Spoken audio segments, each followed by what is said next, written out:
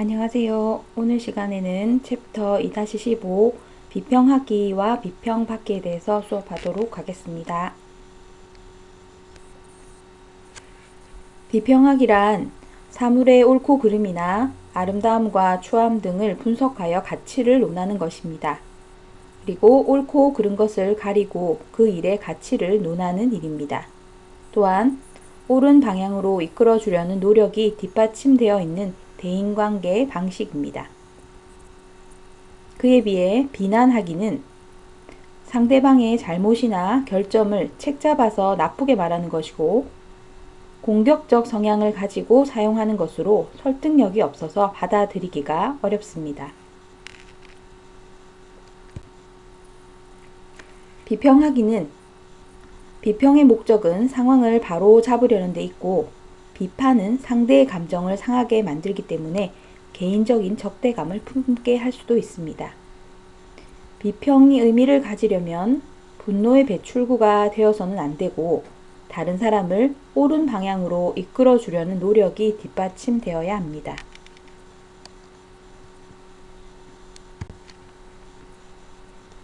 그런데 우리가 비평을 하지 못하는 이유에 대해서 살펴보겠습니다. 먼저 상대가 기분이 나빠할 것이라는 생각 때문입니다. 두 번째로 상대방과 관계가 어색해지고 틀어질 것이라는 생각 때문입니다. 세 번째로 우리 사회 환경이 비평에 익숙하지 않기 때문입니다. 네 번째로는 나에 대해서 안 좋은 시선으로 바라볼 것 같은 생각 때문입니다. 다섯 번째는 그냥 내가 참으면 되지 라는 생각 때문입니다. 여섯 번째는 나도 모르게 상대를 공격하게 될 것이라는 걱정 때문입니다. 일곱 번째는 상대를 비평하는 것이 나에게 주제넘은 행동이라는 생각 때문입니다.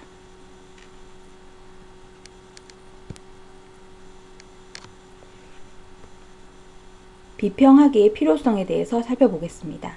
비평의 목적은 상황이나 상대를 바로잡기 위한 것으로 비평을 받음으로써 잘못된 점을 직시하여 다음부터는 실수를 하지 않게 되기 때문에 꼭 필요한 요소입니다. 비평의 필요성은 첫째, 건설적인 비판의 힘을 길러서 타인의 기분을 해하지 않으면서도 개인의 성장을 격려할 수 있습니다. 두 번째, 상황 및 행동 개선에 대한 동기부여가 되어 긍정적인 메시지를 전달할 수 있습니다.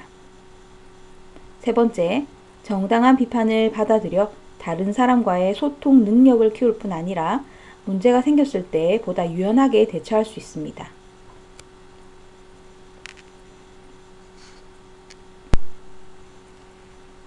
비평하기의 단계입니다.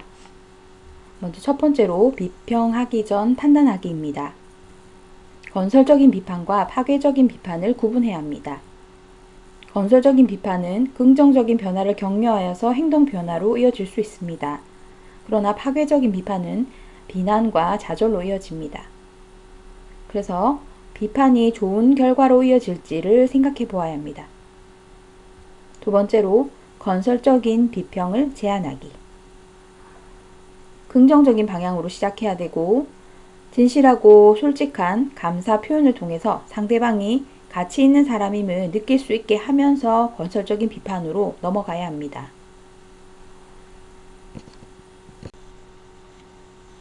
비평하기 단계 두 번째, 건설적인 비평 제안하기입니다.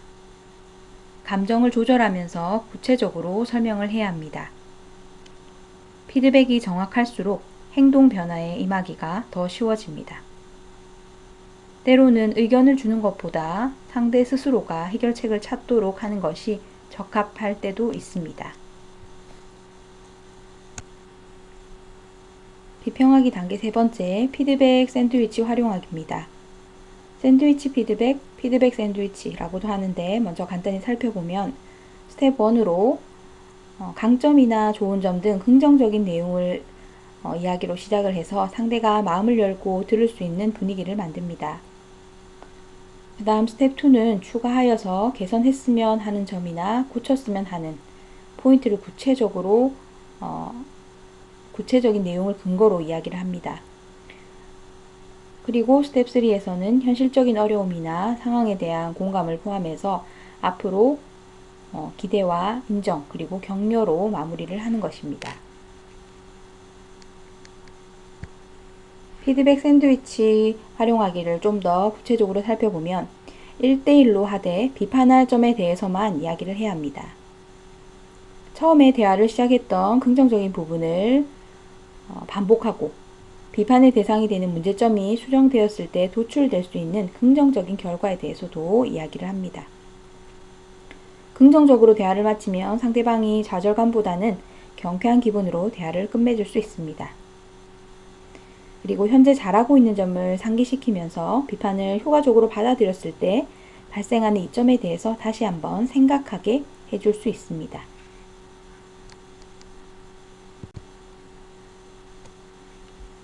두 번째로는 비평 받기의 단계입니다.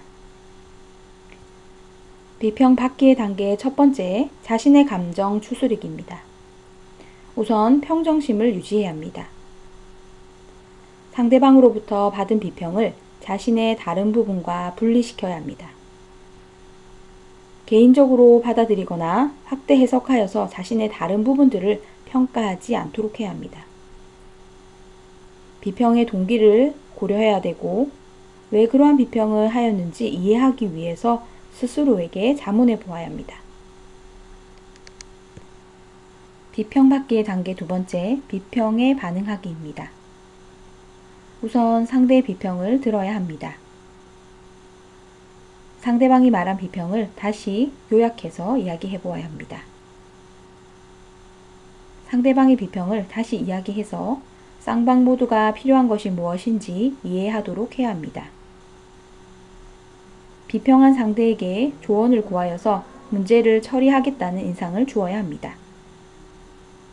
비평을 완전히 인정하고 반응함으로써 보다 성숙해 보일 수 있습니다. 비평받기의 단계 세 번째, 비평 사용하기의 단계입니다. 비평받은 것을 기회라고 생각하면 스스로 받아들이기가 수월해집니다. 비평을 처리하는 가장 건설적인 방법은 한 발자국 물러서서 자신의 행동을 평가하고 개선점을 찾아보는 기회로 사용해야 합니다. 상대방의 충고 중에 어떤 부분이 자신에게 중요한지 파악했다면 원하는 변화를 위해서 실천 계획을 세워보아야 합니다. 결과를 받아들이고 자신을 되돌아보아야 합니다.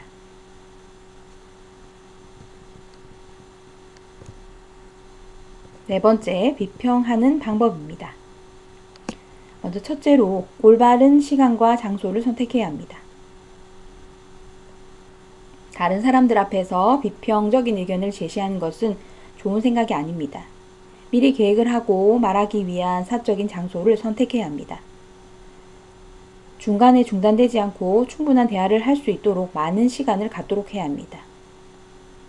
그리고 효과적인 비평을 하기 위해서는 다른 사람의 상대의 자존심을 건드려서는 안 됩니다.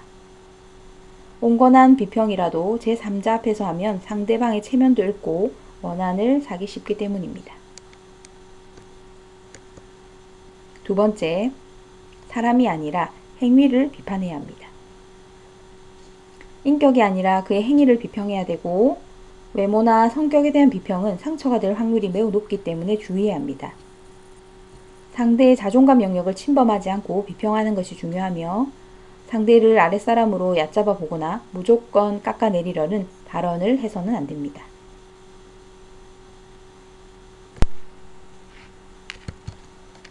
비평하는 방법 세 번째, 구체적으로 이야기하라입니다. 피드백이 정확할수록 상대방이 행동 변화에 임하기가 더 쉬워집니다. 자신의 의견보다는 객관적인 요점들에 더 중점을 두면 개선점에 대해서 상대가 더 잘 알게 되고 상대에게 더 도움이 되기 때문에 크게 반발하지 않게 됩니다. 예를 들어서 전체적으로 다 이상한 것 같아. 전부 다시 해야 할 것 같아. 이러한 비평보다는 이 부분은 내용이 부실해서 조금 채워야 할 것 같고 이 부분은 약간 주제에 벗어나는 것 같아. 이렇게 구체적으로 이야기하는 것이 좋습니다. 네 번째, 개선할 점을 알려주어라. 다시 반복되지 않게 하는 방법들을 제시하는 것이 좋습니다. 상대방이 변경할 수 없는 부분에 대해서 이야기하기보다는 실제로 개선할 수 있는 부분에 대해서 이야기해야 합니다. 잘못만 강조하지 말고 그 잘못을 시정하고 재발을 방지하기 위한 수단을 제공해 주어야 합니다. 5번째, 요구하는 것이 아니라 요청하는 식으로 말하라. 객관적이고 건설적으로 표현하며 희망사항으로 표현을 해야 합니다. 요청은 참여의 느낌을 주어서 훨씬 더 자발적으로 참여하게 됩니다.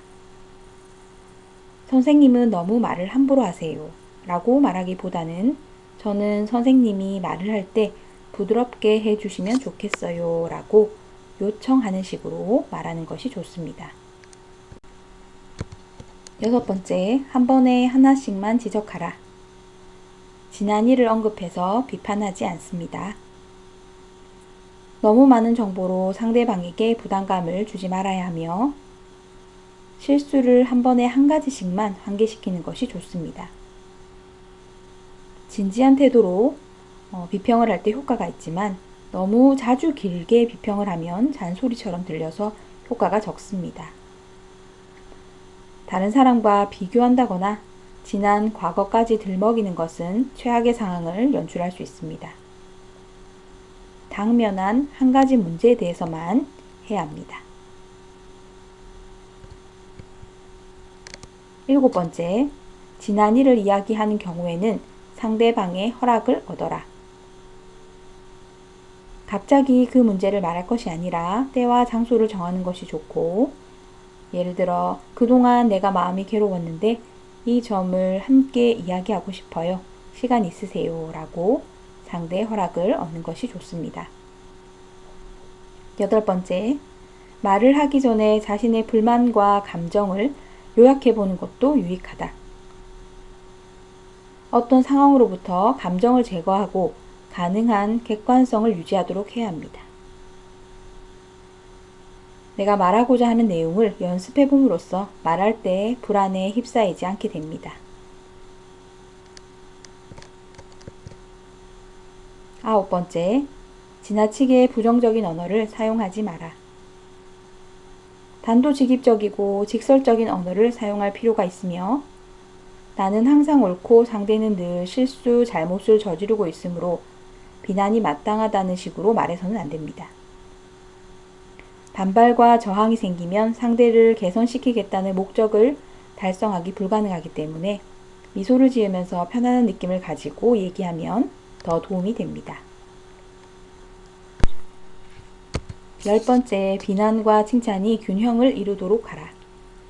칭찬을 하면서 그의 자존심을 다치게 하는 것이 아니라는 것을 알리면서 조금 더 안심하게 만들어야 합니다. 잘한 일과 잘못한 일이 있을 때는 가급적 칭찬을 먼저 하는 것이 좋습니다. 칭찬을 먼저 해서 받아들이기 쉬운 상태를 만들어두면 꾸짖는 효과도 상승합니다.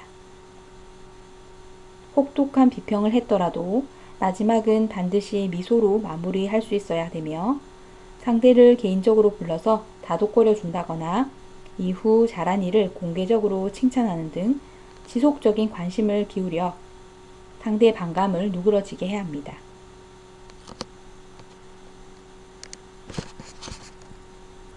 다음으로는 비평을 받아들이는 방법입니다. 첫 번째, 비평하는 사람의 마음을 이해하려고 노력해야 합니다. 비평을 하는 것은 상대방에 대해서 큰 관심을 가지고 있다는 뜻이기도 하기 때문에 감사한 마음을 가지는 것이 좋은 태도입니다. 두 번째, 비평을 받아들일 줄 안다. 방어적인 자세를 취하지 않고 울거나 부정하거나 다른 사람을 책망하는 것 또한 피해야 합니다.